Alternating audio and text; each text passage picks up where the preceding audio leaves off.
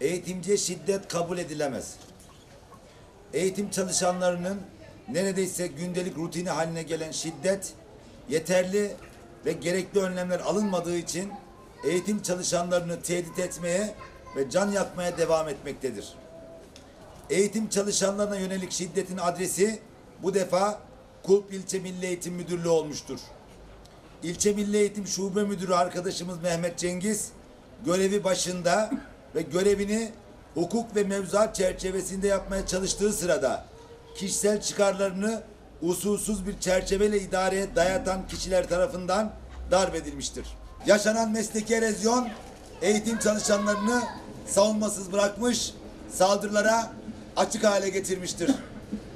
Şiddeti eğitimle yok etmenin ilk aşaması kesin bir anlayış ve program değişikliğidir. Mevcut eğitim paradigmasının ve programlarının şiddeti önlemediği, bilakis şiddete yatkın psikolojileri beslediği artık görülmelidir. Sorun üreten bir sistem çare olamaz.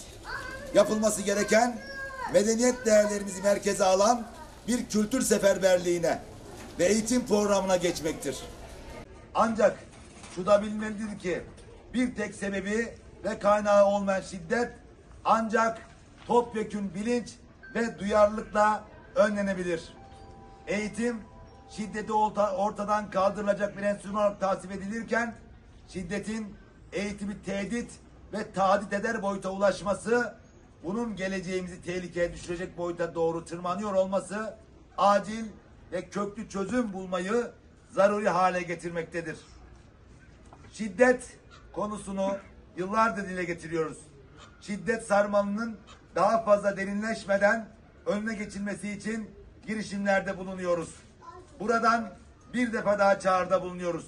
Her geçen gün yönünü biraz daha kaybeden, saygı, sevgi, hoşgörü ve sabır gibi değerlerimizi örseleyen şiddetin toplum hayatından topyekün çıkması, eğitim çalışanlarının bir daha şiddetin kurbanı olmaması için caydırıcı hükümler içeren yasal düzenlemeler ötelenmeden ve ertelenmeden derhal mutlaka çıkarılmalıdır.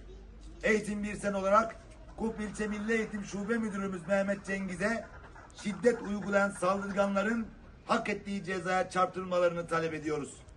Bu şiddet olayını bütün benliğimizle kınıyoruz ve caydırıcı hükümler içeren yasal düzenemin çıkarılması konusunun da takipçisi olacağımızı buradan da ifade ediyoruz.